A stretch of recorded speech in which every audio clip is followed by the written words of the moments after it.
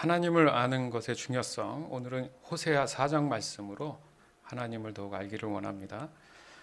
사람이 구원을 받아야 하는 이유에 대한 정확한 설명을 무엇이라고 생각하십니까?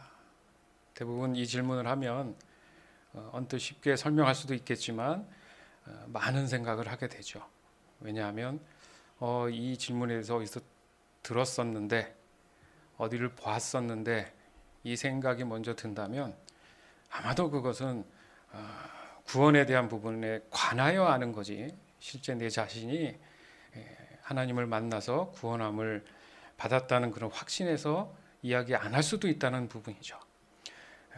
사람은 모든 일에 그 이유가 타당하면 거기서 그 타당성을 정당화시키게 되어 있어요. 즉 이미 자신도 모르게 언젠가부터 자신이 교회에 지금 와 있단 말이죠. 그래서 나는 교회에 다니는 것이 당연한 거야 라고 생각이 들 수가 있죠. 그러면 그 사람은 또다시 자신이 교회에 다니는 것에 대한 타당성에 대해 어떤 행위나 노력을 해서라도 자신이 교회에 다니는 것에 대한 정당성을 부여하게 되어 있습니다. 다시 말해서 그 이유에 대한 타당성의 출발이 어디 있느냐에 따라서 하나님의 의가 나타날 것이고 아니면 사람의 의가 나타날 수 있다는 거예요. 그러니까 여기서도 보면 하나님의 의가 분명히 있고요, 또 사람의 의가 분명히 있습니다. 즉 수많은 사람들이 교회에 다녀도 반드시 하나님의 의로 인한 것일 수도 있고 반드시 사람의 의로 인한 것이 반드시 있다라는 그 명백한 구분이 있다라는 얘기죠. 그러나 중요한 문제는 뭐냐 하면 바로 영적인 문제라는 사실을 우리가 인식을 해줘야 된다는 겁니다.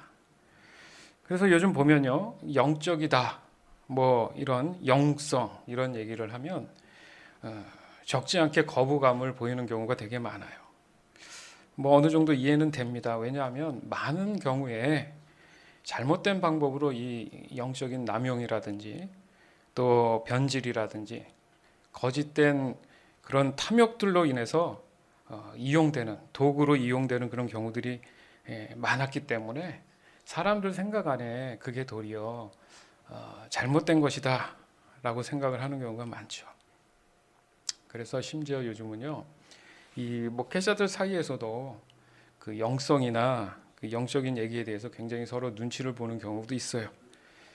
그래서 좀 더 하나님의 말씀이라든지 이런 부분에서 얘기할 때 눈치는 보는 건 아니지만 좀 더 이성적이고 또 지식적인 접근으로 그 정의를 찾으려는 그런 경우들이 본의 아니게 많이 심화되어 있는 것이 현실입니다. 왜냐하면 목회를 20년, 30년 하신 분들도 의외로 속내에 가지고 있는 생각이 뭐냐 하면 이 영성에 대한 그런 정의를 아직도 고민하고 깨닫지 못하는 경우가 있습니다. 사실 그 누군가를 제가 비판하자 하자 이런 얘기가 아니라 하나님의 말씀에 대한 이 시대적 현상이라고 좀 얘기하고 싶은 거예요. 또 한 가지는 이런 시대적 현상에 가장 피해 아닌 피해를 많이 보게 되는 대상이 말할 것도 없이 교회에 출석하는 성도들입니다. 왜냐하면 세상에 떠들썩한 이 교회에 관련된 부정적인 뉴스들이 여러분 심심치 않게 나오지 않습니까? 대부분의 가해자 측면에서 보도가 되는데 그 가해자가 누구예요? 대부분 목회자들이잖아요. 너무 부끄러운 일인데, 그런데 성경을 살펴보면 이 성경의 대부분에서도 바로 이 영적 지도자들의 영성에 대한 그런 중요성을 사실은 끊임없이 강조하고 계십니다. 그러니까 이미 구약으로부터 신약 성경까지 전반에 걸쳐서 지속적으로 그런 측면에서 책망하는 그런 내용들이 바로 이 영적 지도자들의 타락이나 변질입니다. 그 영향을 누가 받는다고요? 피해는 고스란히 성도들이 받기 때문에 그렇다는 얘기예요. 호세아 4장 7절에서 10절. 제사장이 많아질수록 나에게 짓는 그들의 죄도 더 많아지니 내가 그들의 영광을 거두어가고 대신 부끄러움만을 안겨주겠다. 제사장들은 백성의 죄를 씻는 제물인 속죄 제물을 먹고 살면서 백성의 죄를 더욱 많이 짓기를 바란다. 제사장들도 백성들 못지않게 악하다. 내가 그들의 행동대로 벌하겠다. 그들이 저지른 죄악에 따라 갚아주겠다. 그들이 먹어도 배부르지 않을 것이요 창녀들과 음란한 짓을 하여도 자녀가 생기지 않을 것이다. 이는 그들이 나 여호와를 따르지 않고 떠나버렸기 때문이다. 지금 전 세계적으로 그 신학교에서 졸업한 사람들 하면 저희 한 20여 년 전에 저희 신학교 다닐 때보다 굉장히 많습니다. 그리고 알지 모를지 너무도 많은 그 비인가 신학교들도 많고요. 거기에 배출돼서 나온 사람들, 그래서 출신이 어딘지도 모르는 그런 경우의 분들도 굉장히 많고요. 그러니까 홍수처럼 차고 넘치는 게 지금 이런 목회자들이라는 그런 측면에서 이 말씀을 보면 제사장들이 너무 많아서 짓는 죄가 더 많아졌다는 얘기가 그때나 지금이나 같은 맥락일 수 있구나. 그러면서 8절에 의도가 너무 사악하잖아요. 그죠? 왜냐하면 제사장들이 속죄물을 먹고 살기 때문에 어떻게든 백성들이 죄를 더 지어야지 속죄물이 많이 들어온다는 얘기잖아요. 이거 완전히 문제가 있죠. 그 정도로 그 당시에도 심각하지만 이게 남 얘기가 아니라는 겁니다. 그렇다고 해서 이 영적인 문제가 전적으로 영적 지도자들만의 심각한 문제냐? 또 그렇지도 않아요. 요즘은 워낙에 이 말씀에 대한 부분들을 일반적인 성도들이나 일반적인 사람들도 많이 접하고 있기 때문에 자기 해석이 굉장히 충만합니다.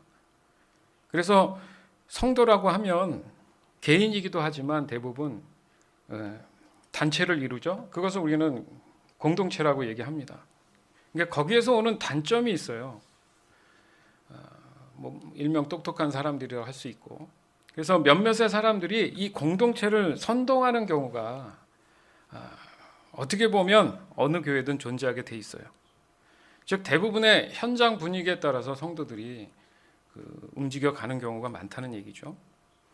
호세아 4장 11절에서 14절. 내 백성이 음란한 짓과 묵은 포도주와 새 포도주에 마음을 빼앗겼다. 내 백성이 나무 우상에게 묻고 나무 막대기에게 가르침을 구한다. 이는 그들이 그들의 음란한 영에 미혹되어 하나님을 떠나 행음하였기 때문이다. 그들은 산꼭대기에서 제물을 드리며 언덕 위에서 분향한다. 참나무와 버드나무와 상시리나무 아래에서 그 나무 그들이 좋다며 제물을 바친다. 그래서 너희 딸들이 행음하고 며느리들이 간음을 한다. 너희 딸들이 행음하여도 너희 며느리들이 간음을 해도 내가 그들을 벌하지 않겠다. 이는 너희도 창녀들과 음란한 짓을 했으며 신전 창녀들과 함께 제물을 바쳤기 때문이다. 백성이 깨닫지 못하면 망할 것이다. 백성이 깨닫지 못하면 망할 것이다. 그 모양새가 그 옛날 이 이스라엘의 그 배경 환경 당시나 지금이나 그렇죠? 신당, 산당해서 그런 우리 한국적 정서에도 보면 비슷한 느낌이 있고, 대부분 타락하는 영적 지도자들이나 백성들이나 할 것 없이 그 사람들의 모습을 보면 공통적으로 물질이나 어떤 여자 문제 이런 부분들에 대해서 그 당시나 지금이나 같은 모양을 갖는 거 보니까 이 악한 영들의 하는 패턴과 방법이 같다는 얘기도 알 수 있습니다. 그럼에도 불구하고 이 오래된 말씀들이 우리에게 주어졌는데도 여전히 그것을 깨닫지 못하는 이유가 뭐라고요? 백성이 깨닫지 못하는 그 이유가 뭐냐? 이거에 대해서 우리가 지금 고민을 해야 된다는 얘기예요. 어쨌든 간에 영적 지도자나 이 공동체의 잘못된 그런 선동자들이나 이 공통적으로 가지고 있는 문제가 결국 뭐냐면 자기의 의를 위한 행위에 초점이 맞춰 있다는 얘기예요. 뭔가 선한 일을 해서 하나님께 영광을 돌린다고 하지만 그 선한 일이 내 만족을 위한 것인지 온전히 하나님의 영광을 위한 것인지가 사람들 마음 안에 헷갈릴 수 있다는 얘기예요. 이게 온전하지 않으면 끊임없이 자기는 잘한다고 생각을 한단 말이죠. 그럼에도 불구하고 하나님이 너 안에 내가 없다라고 얘기하실 수 있다는 얘기예요. 이것에 대한 인식이 바로 우리가 하나님을 아는 것의 중요성을 자꾸 생각하자는 겁니다. 바로 이 현상이 일어나는 이유가 이 역사적으로 반복이 됨에도 불구하고 결국 자신들의 욕망을 채우기 위한 수단으로, 여러분들 그 중동이라든지 전 세계적으로 말하는 전쟁의 근본적인 이유가 종교 전쟁이라고는 얘기해요. 그러나 더 깊이 보면 종교를 이용하는 거예요. 왜요? 사람들을 결속하기 가장 쉬운 게 사람의 신앙이에요. 그러니까 한 사람의 탐욕이 성취되기 위해서는 그 종교를 앞에 세우면 가능해지는 겁니다. 그래서 그것이 명분이 돼서 사람들로 하여금 싸우게 만드는 거예요. 그래서 결과적으로 그 나라에 대한 부분에 대해서 권력을 쟁취하는 것은 단 한 사람이지. 이후에 어찌됐든 전쟁은 모든 사람이 그죠. 상처고 피해고 가슴 아픈 역사란 말이죠. 그럼에도 불구하고 왜 이렇게 사람들은 끊임없이 전쟁을 일으키느냐, 이런 문제에서 봤을 때는 결국에서는 하나님을 알지 못하기 때문에, 왜? 자신들의 욕망을 채우기 위한 것이라는 사실이 분명히 있단 말이에요. 그럼에도 불구하고 오늘 이 시간에도 이 세상은 한 개인의 욕망을 채우기 위해서 많은 사람들이 알지 못하는 그런 희생들을 하고 있는 게 사실입니다. 그래서 제가 서두에 언급했던 그런 내용처럼 사람은 모든 일에 그 이유가 타당하면 거기서 그 타당성을 정당화하기 위한 그런 행동들을 한다라는 설명을 지금 하고 싶은데, 다시 말해서 사람에게 있어서 마음을 움직이는 그 힘이 바로 자신 스스로가 어떤 일에 있어서 바로 그 이유에 대해서 타당하다는 판단을 했기 때문에 그 타당성을 위한 정당화를 노력하게 돼 있다는 얘기를 하고 싶은 겁니다. 그러나 시간이 갈수록 처음에 그 생각과 목적의 그 이유에서 벗어나서 자신의 타당성을 먼저 설정을 하고 그 타당성에 대한 그 이유가 되도록 하나씩 끼워 맞춰 간다는 얘기죠. 그러면서 문제가 되는 거예요. 그러니까 율법주의라는 게 그런 거예요. 율법은 지켜야 되는 게 맞는데 나중에 보니까 그것에 대한 자신들의 유익에 대한 부분이 함정이 있었다는 거죠. 그러기 위해서는 자신들의 임의적인 어떤 규칙을 가지고 그것에 하나님 말씀을 맞춰가는 거죠. 결국 하나님의 말씀을 도구로 사용하는 악행을 범하게 된다는 거죠. 오늘 본문의 그 당시에도 똑같이 하나님을 이용할 뿐이지 결코 그 안에는 하나님을 알지 못한다고 지금 말씀을 하시는 겁니다. 좀 이해가 될지 모르는데 오늘따라 좀 그런 부분이 있는데, 이 사이비 단체가 생기는 이유가 그겁니다. 그러니까 사이비라는 게 뭐냐면 2단 그 이상의 최악인 거예요. 그러니까 그것은 아예 하나님도 없는 거예요. 그러니까 2단은 예수 그리스도가 자신이다라는 의미에서 성경을 악이용하는 건데, 이 사이비 자체는 아예 그것을 뛰어넘어서 완전히 다른 문제인 거예요. 사이비는. 그러니까 자신이 그냥 하나님이고 신이라는 의미에서 말도 안 되는 교리를 내세워서 사람들로 미혹하는 것은 이제 사입이라고 하는데, 거기에 이제 하나님 말씀을 자꾸 인용하면서 자신이 곧 하나님이다 이렇게 하는 경우가 은연중에 많아요. 우리가 모르지만 위험한 거죠. 지금 그런 시대에 살고 있는 우리로서 좀 더 예를 들 필요가 있는 인물이 있죠. 이름만 들어도 다 압니다. 근데 처음에 그 사람이 어떤 영적인 그런 것에 관심이 있었던 게 아니고 자신의 출세나 권력에 관심이 있었어요. 처음에 작은 사업을 하다가 갑자기 이제 생각이 든 거죠. 그래서 사람들의 분위기를 딱 보니까 좀 관심 있는 그런 어떤 행동들을 하니까 사람들이 자기를 쳐다보더라는 거죠.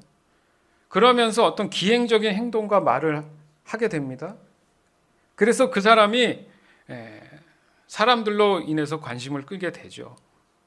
점점 그 사람을 추종하는 사람들이 많아지면서 이게 진화가 돼요. 그래서 가장 좋은 게 뭐냐 했을 때 사람의 질병을 고치는 일을 얘기하니까 사람들이 더 모이더라는 거죠. 이해도 되죠. 왜요? 아픈 사람들은 절박하잖아요. 찾게 돼 있죠. 그것을 이용하게 되죠. 그래서 시간이 흘러서 요즘은 대놓고 자기가 신이라고 얘기합니다. 거기에 수많은 사람들이 몰려가고 있어요. 우리 입장에서는 그게 안타깝다 하지만은 그 사람들의 입장에서는 그게 진리인 것처럼 가는데 왜 그 함정에 빠지느냐? 그러면 그 교주라는 사람과 따르는 추종자들의 관계에서 서로가 그러면 성경이 얘기하는 사랑하는 관계냐? 절대 그렇지 않죠. 철저히 자기 유익을 위한 관계, 이해의 관계란 말이죠. 거기에 어느 한쪽이 실망을 주거나 만족하지 못하면 가슴에 품었던 그 칼을 꺼내서 아마 서로를 죽이려 할 겁니다. 따라서 저와 여러분이 함께 지금 고민하고 있는 이 온전한 신앙에 대한 하나님의 진정한 뜻을 정확히 깨닫는 이 문제는 우리의 환경과 현실적으로 얘기하면 일단 내 시간 안에, 그러니까 내게 주어진 그 세월을 낭비하지 않는 거예요. 그리고 그 시간만큼 마음의 평안과 기쁨으로 자유하며 살아갈 수 있게 된다는 거죠. 결국 확실한 그 영생함으로 들어가게 되는 거기 때문에 이 소중한 시간을 통해서 단 한 사람의 낙오 없이 모든 지체가 함께 감사와 기쁨으로 예수님의 그 재림을 소망하며 살아갈 필요가 있다라는 겁니다. 그렇지 않아요? 매일에 내가 주어진 100년의 삶이 있는 게 아니잖아요. 언제 나를 하나님이 거두실지 모릅니다. 얼마 전에 말씀드렸던 여기 이 지역의 그 한 목사님이 큰 교통사고로 한 2달여를 누워 계셨고 목회자들끼리 또 같이 기도하면서 했지만 며칠 전에 소천하셔서 하나님의 부르심을 받았어요. 목사님들끼리 아무 얘기도 서로 못해요. 남의 얘기 같지도 않고 하나님만 부르시던 분이 이렇게 가는 것에 대해서 아무도 몰라요. 그 답을. 그죠? 판단할 수도 없고. 무슨 말이냐면 저와 여러분도 그렇게 하나님이 부르시면 할 말이 없잖아요. 그런데 내가 과연 무엇을 위해서 세상 일에 대해서 집착을 할까? 어떻게 이 세상 일에 자유할 수 있을까? 자유할 수 있죠. 진리가 너를 자유케 한다 하셨으니까 그 진리가 곧 뭡니까? 하나님이시잖아요. 내 안에 실제적인 하나님이 계시냐의 문제라는 거예요. 하나님에 관해서 아는 게 아니라 내 안에 확실히 하나님이 계신다는 그 의미. 그러면 당장 내가 이 세상을 떠나도 문제가 없잖아요.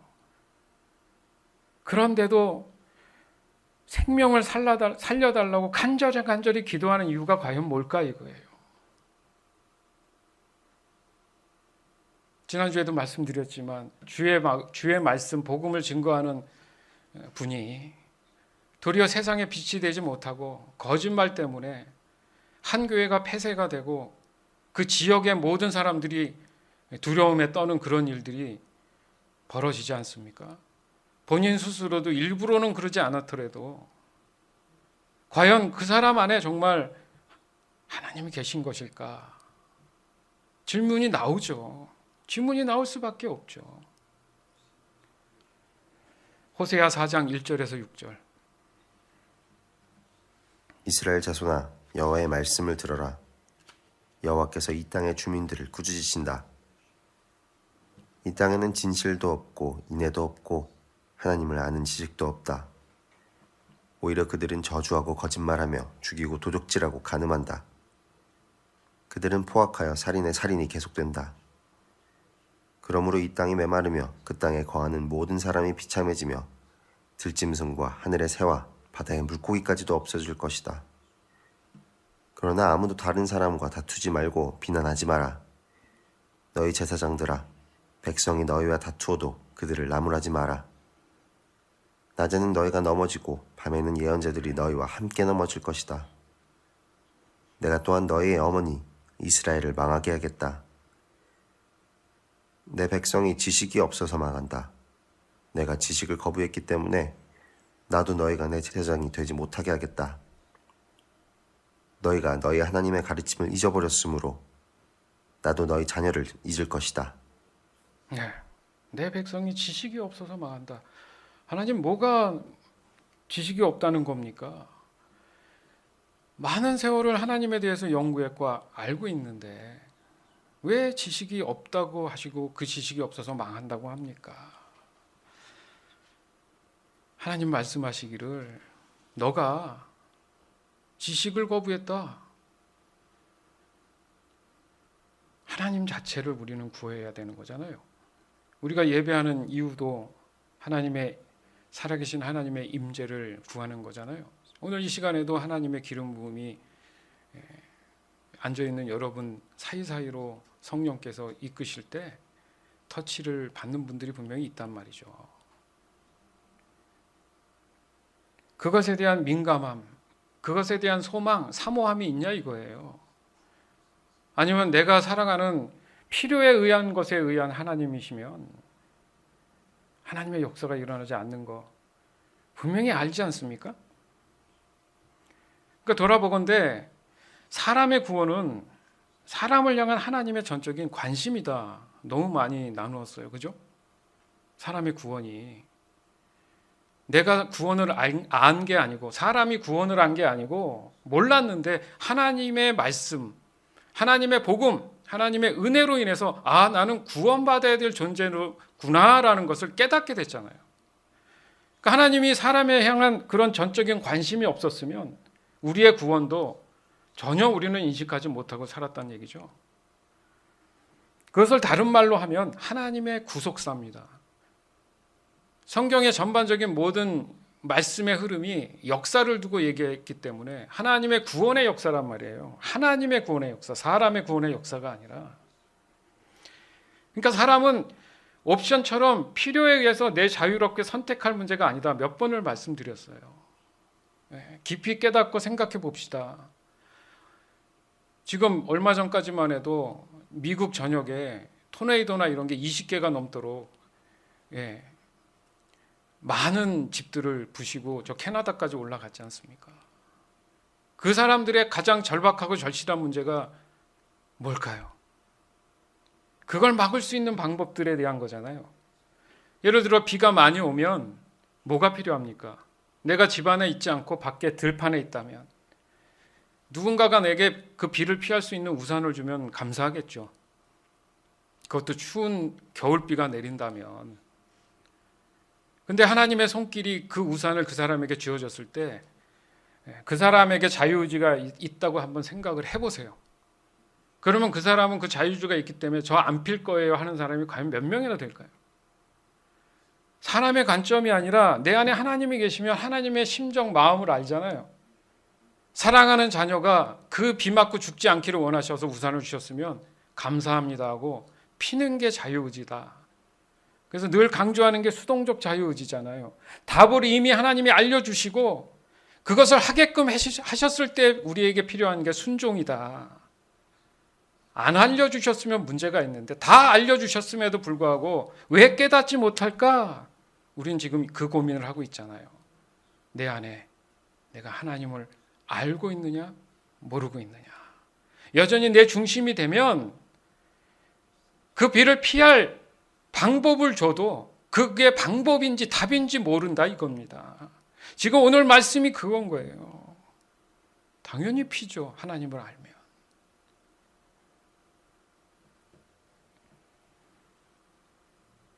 즉 사람이 스스로 구원을 깨닫게 되는 것이 아니라 바로 하나님의 은혜로 사람이 구원을 받는 것이다. 이게 내 마음 안에 하나님이 계시면 깨닫게 해주시는 거예요. 그러면 겸손해지죠. 자랑할 게 없죠. 늘 감사하겠죠. 살려주셨으니까. 근데 사람이 무슨 노력으로 구원을 얻을 수 있겠습니까? 그러면 할 말이 있겠죠, 하나님한테. 근데 하나님은 그렇게 말씀 안 하신다는 거죠. 따라서 하나님을 아는 것의 중요성은 곧 저와 여러분이 온전한 구원을 이루는 중요한 근본이고 핵심이 된다는 거예요. 즉 저와 여러분의 신앙의 내용이라고 할 수 있는 이 구원과 성화, 그로 인한 성도의 사명이 있죠. 그것이 바로 영적으로 승리하는 매일의 삶으로 이어지지 않습니까? 그 타당성을 정당화할 수 있는 단 하나의 이유가 바로 하나님이 나를 사랑하심으로 예수님이 내게 오셨고 그 예수님 때문에 내가 구원을 받아야 된다는 그 이유 단 하나라는 거예요. 그럼에도 불구하고 대부분의 은연중에 지금 저도 그럴 수 있고 자신들도 모르게 이 율법주의에 많이 젖어 있습니다. 즉 율법은 지켜야 되는 게 맞는데 자신의 의를 위한 타당성으로 인해서 그 행위에 얽매여져 있는 경우가 많다는 거예요. 성경은 이미 그것에 대한 충분한 지적을 하고 있어요.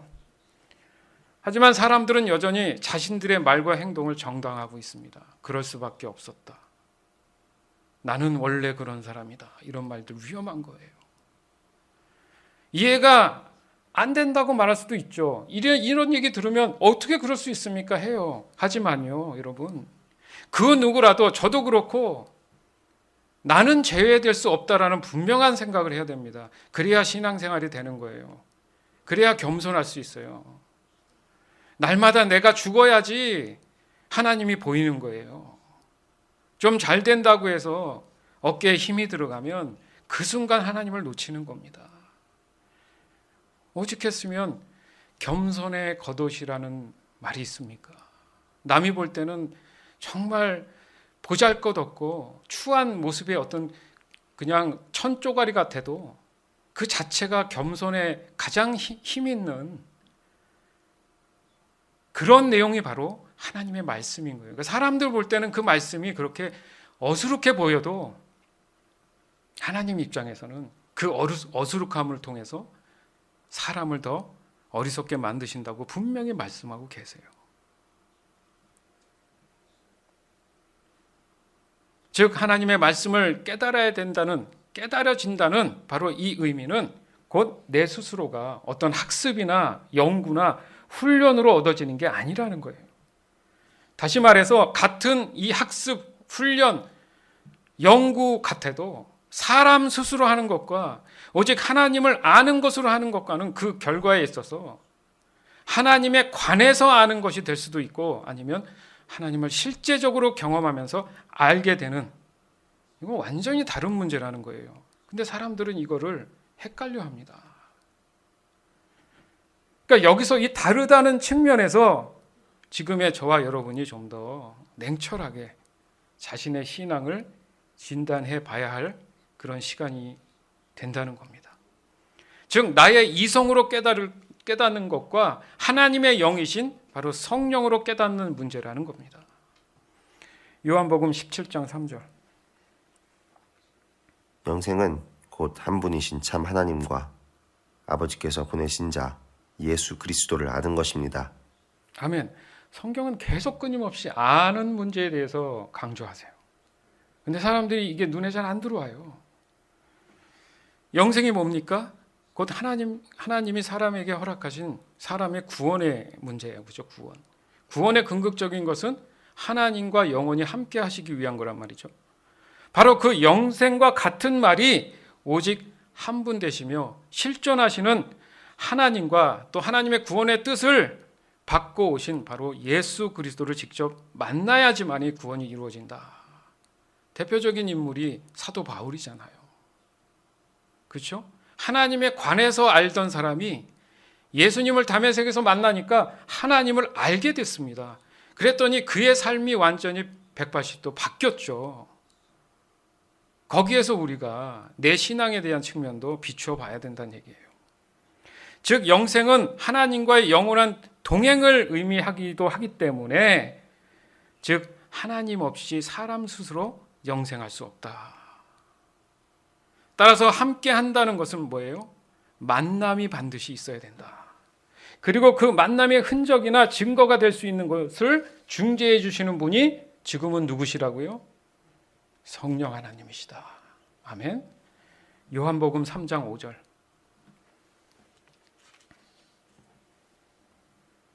예수님께서는 이렇게 대답하셨습니다. 내가 너에게 진리를 말한다. 누구든지 물과 성령으로 태어나지 않는다면 그 사람은 하나님 나라에 들어갈 수 없다. 아멘. 신앙의 결과적인 우리의 모습은 하나님 나라에 들어가는 거잖아요. 그걸 부인할 사람은 없죠. 그러면 조건이라는 게 하나님 나라에 들어갈 수 있으려면 성령으로 거듭나야 된다는 의미잖아요, 지금. 그죠? 누가 그렇게 예수님이 이렇게 보여주셨잖아요. 안 그러면 하나님 나라에 들어갈 수 없다.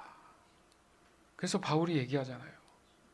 너희가 믿을 때 성령을 받았느냐? 성령을 도무지 듣지 못했습니다. 그럼에도 불구하고 사람들이 자신의 믿음으로 인해서 구원을 받았다고 말을 합니다. 그 믿음으로 구원받았다는 의미를 그러면 설명해 주세요 했을 때는 두리뭉실하다는 얘기예요. 좀 더 정확히 말하면 문자적으로 반복해서 보고 들은 그런 말씀을 통해서 믿음에 관해서는 그 의미를 참 잘 알고 있고 어느 구절 어디서 있다는 건 잘 알지만 그 사람이 진짜 구원을 받았다는 그런 믿음에 대한 것을 마음 안에 갖고 있는지는 확인이 안 될 수 있다는 얘기죠. 즉 하나님은 영이시고 예수님은 지금 하나님 우편에 앉아 계시기 때문에 그럼 사람의 믿음의 이 문제를 주관하고 이끄시는 분이 지금 누구냐? 성경은 분명히 말씀하십니다. 성령님이시잖아요. 그 성령님이 그 사람 마음 안에 머물고 있느냐에 대한 부분이에요. 머물고 있느냐, 하나님을 아느냐. 요한복음 14장 17절, 26절. 그분은 진리의 성령이시다. 세상은 그분을 보지 못하고 알지도 못하므로 그분을 받을 수 없다. 그러나 그분이 너희 안에 계시고 너희는 그분 안에 있기 때문에 너희는 그분을 아는 것이다. 그러나 내 아버지께서 나의 이름으로 보내실 진리의 성령이신 보혜사께서 너에게 모든 것을 가르치시며 내가 너에게 말한 모든 것을 생각나게 하실 것이다. 아멘. 생각이 나야 생각이 나죠. 뭐 이런 얘기를 하시는 분이 있어서 혼자 막 이렇게 웃었는데 우리 스스로 무언가를 생각해서 개발하고 나타내는 게 아닙니다. 어딘가에 습득하고 어딘가에 의해서 배웠기 때문에 가능한 일이잖아요. 특별히 구원받고 예수 믿고 살아가는 그리스도인들의 원동력, 그 말씀들이 떠오르고 기억날 수 있는 힘이 어디에 있다고요? 보혜사 성령께서 알려주셔야 가능하다. 아멘? 그러니까 사람이 모르는 건 당연한 거예요. 모른다고 손가락질하면 안 되고 모르는 게 당연한 거예요. 그래서 더 성령을 의지해야 되는 거죠.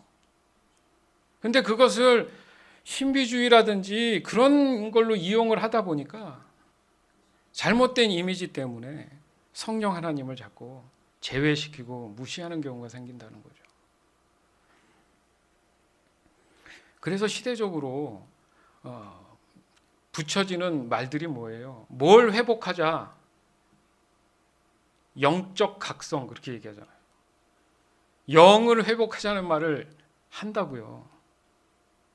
이해되실 겁니다. 어디에 한번 찾아보세요. 다 영적 각성이에요, 대부분. 무슨 말입니까? 성령 하나님에 대한 인식을 다시 회복하자. 그렇게 말을 하면서도 실제 우리의 삶 안에는 그것이 나타내지고 열매로 보여지고 있느냐, 그거죠. 따라서 성도의 영성은 잘 들어보세요. 중요합니다. 성도의 영성은 곧 하나님을 내가 얼마만큼 알고 있는지에 대한 자신의 믿음의 상태를 의미합니다. 영성하면 갑자기 신비롭게 뭔가 막 일어나고 이렇게 생각되시는 분들은 지금 싹 지우시고, 진짜 영성이 뭐냐면 곧 하나님을 내가 얼마만큼 지금 알고 있는지에 대한 자신의 믿음의 상태를 의미한다. 지난주에도 나눈 말씀 중에 있어요. 하나님을 아는 것은 하나님의 이름이시기도 한 하나님의 성품들이 얼마나 성령님으로 인해서 내 안에 경험되고 있는지에 대한 그 열매가 바로 나의 믿음의 분량이 바로 일상에서 나타나는 것. 그거예요. 영성, 하나님의 영, 성령, 성품, 하나님의 성품이 나타나는 것. 그게 감정으로 표출도 되고, 그죠? 행동으로도 나타나는 것. 그래서 예수님 닮으란 얘기가 성품이 나타나란 얘기잖아요. 그게 영성인 거예요. 아, 영성이 떨어졌어. 뭐 이런 말을 표현한 이유가 그거죠. 내가 하나님에 대한 성품이 나타나지 않았어. 마태복음 16장 15절에서 17절. 예수님께서 제자들에게 물으셨습니다. 그러면 너희는 나를 누구라고 하느냐? 시몬 베드로가 대답했습니다. 주님은 그리스도시며 살아계신 하나님의 아들이십니다. 예수님께서 베드로에게 말씀하셨습니다. 요나의 아들 시몬아, 내가 복되다. 내 혈육이 이것을 내게 알려준 것이 아니라 하늘에 계신 내 아버지께서 알려주신 것이다. 아멘. 예수님이 왜 제자들한테 갑자기 내가 누구냐라고 물으셨어요? 그 전에 사람들이 얘기합니다. 선지자들의 이름을 엘리야라든지 막 선지자 이름을 자꾸 대는 거예요. 예수님을 보면서. 그러니까 정답이 아니기 때문에 예수님 옆에서 예수님을 알고 경험하고 있는 제자들한테 물은 거예요. 특별히 베드로가 대표성을 갖고 있기 때문에 묻잖아요. 그러니까 베드로가 주님은 그리스도시고 살아계신 하나님의 아들이십니다. 거기에서 지금 예수님이 하시고 싶은 말씀이 뭐냐면 네 안에 하나님이 있고 하나님을 네가 알고 있다라는 얘기를 하시는 거예요. 이것은 네가 과거에 전통적으로 유대교적인 측면에서 어떤 지적인 것으로 아는 게 아니고 내 혈육으로 아는 게 아니라 하늘에 계신 내 아버지께서 뭐 했다고요? 알려주신 것이다. 핵심입니다. 여러분들이 살면서 순간순간 선택해야 되는 문제 여러 가지 있잖아요. 갈등들, 고민들. 그때마다 기도하라고 하는데 순간 기도가 됩니까? 멈춰져요? 잠깐 기도하고 오겠습니다. 기도하고 오겠습니다. 얘기가 나와요. 그럴 때마다 성령을 내가 항상 의지하는 그런 하나님이 내 안에 계심에 대한 게 확실하고 늘 그것이 유지되어 있다면 그 사람은 성령께서 그 순간 무엇을 얘기하실지 깨닫게 하시고 알려주신다는 얘기예요. 그건 내 입에서 나오는 것이 뭐라고요? 하나님의 성품이 나타나서 나오는 거예요. 그래서 그 관계나 그런 일들에 대해서 지혜가 부어지기 때문에 순종하게 돼 있어요. 이게 이론이 아니라 많은 사람들이 이걸 놓치고 있기 때문에 안 되는 것뿐이에요. 사실 예수님도 이렇게 말씀하실 때는 새로운 진리를 말씀하신 게 아니잖아요. 예수님 또한 구약의 어떤 성경 말씀들에 대한 성취를 위해서 오신 거 아닙니까? 그럼에도 불구하고 세월이 흐르다 보니까 모든 사람이 이게 말씀에 대한 왜곡이 생겼고 율법주의, 인본주의가 너무 심해지니까 기복적인 신앙들 이런 것들이 도리어 하나님이 그 사람들 안에서 사라지는 그런 일들이 벌어진 거 아니에요. 그것에 대한 질책이에요. 이미 사람들은 사람의 지식을 근거로 해서 자신들의 의를 위한 해석으로 하나님의 구원을 정당화하려고 했단 말이죠. 그 뒷면에 뭡니까? 자신들의 유익만 있는 거예요, 지금. 그러나 거기에는 사람의 구원은 당연히 영원히 존재하지 않죠. 그 얘기를 하신 거예요. 그렇게 보니까 예수님이 말씀하시기 전, 후에도 깨달으면 좋겠지만은 그 과거의 많은 세월 동안은 이 잘못된 구원관 때문에 결국 영생함을 받지 못하고 수많은 사람들이 그 육신의 죽음을 맞이했을 수 있지 않겠습니까? 그러니까 지금을 살아가는 우리는 감사할 일밖에 없는 거예요. 이 말씀을 우리가 깨닫고 알 수 있는 기회가 있으니까. 뭐 때문이라고요?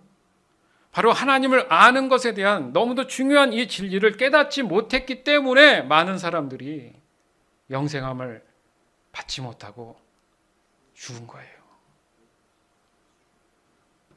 그러나 이것은 누구의 탓도 아닙니다. 내 스스로 하나님을 알려고 하는 그 순전한 마음이 없었기 때문에 그렇다는 얘기죠. 왜요? 사람의 이기심 때문에. 즉 사람의 이기심은 죄로 인해서 자연스럽게 나타나는 현상이에요. 저 사람은 너무 이기적이야. 이해가 안 가. 뭘 이해가 안 가요? 원래 죄인이기 때문에 이기적이어야 돼요.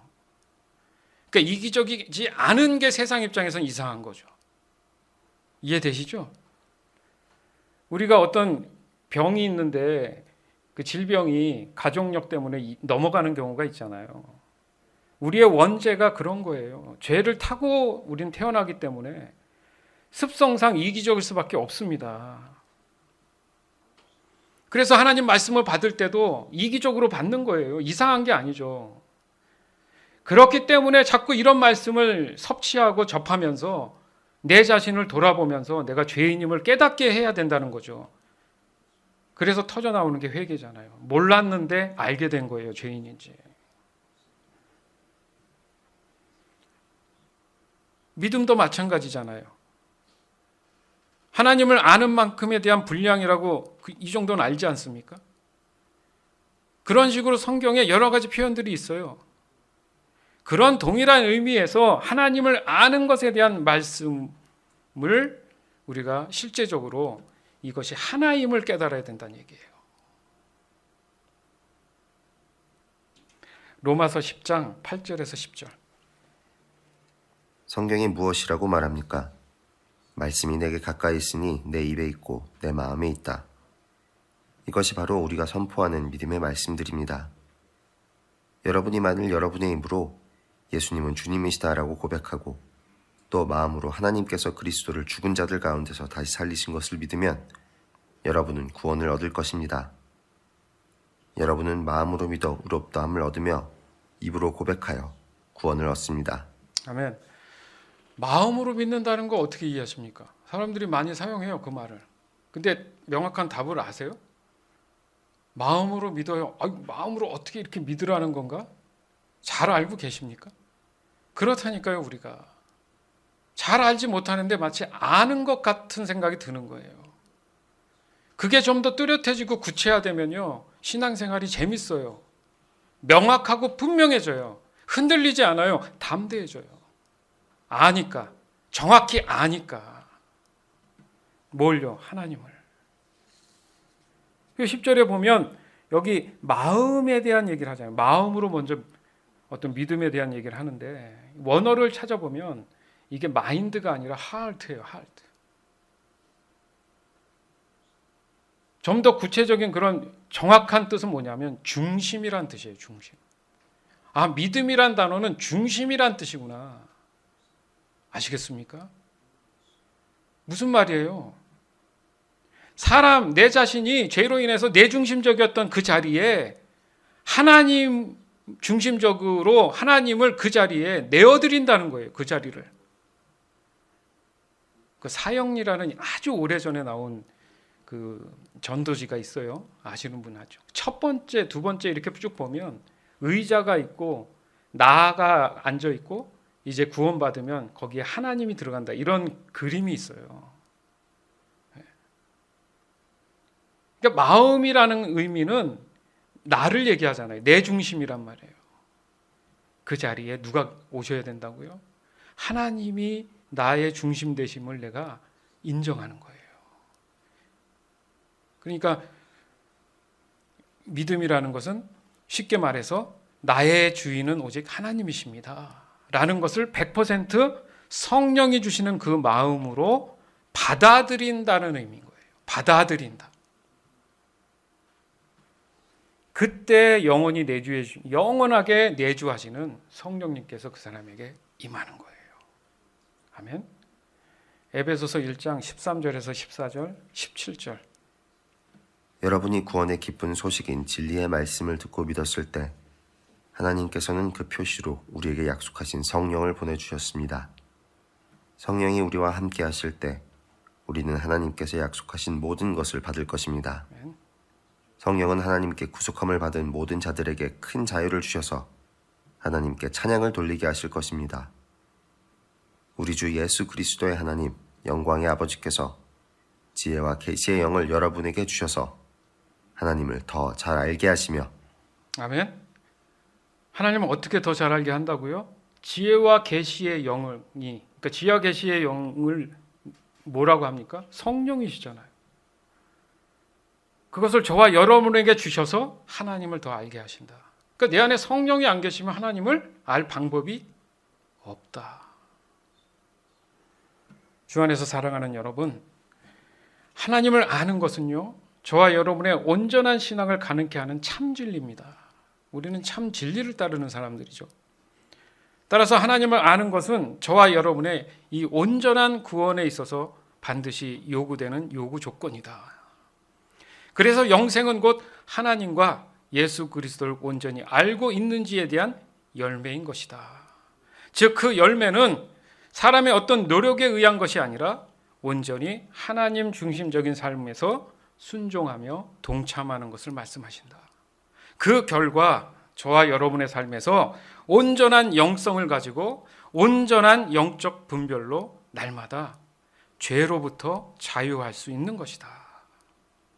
따라서 이 모든 것이 하나님을 알아야 하는 매우 중요한 이유가 된다는 사실을 오늘 이 시간 다시 한번 온전하게 깨닫게 되는 저와 여러분이 되기를 주 예수 그리스도의 이름으로 간절히 축원합니다. 아멘.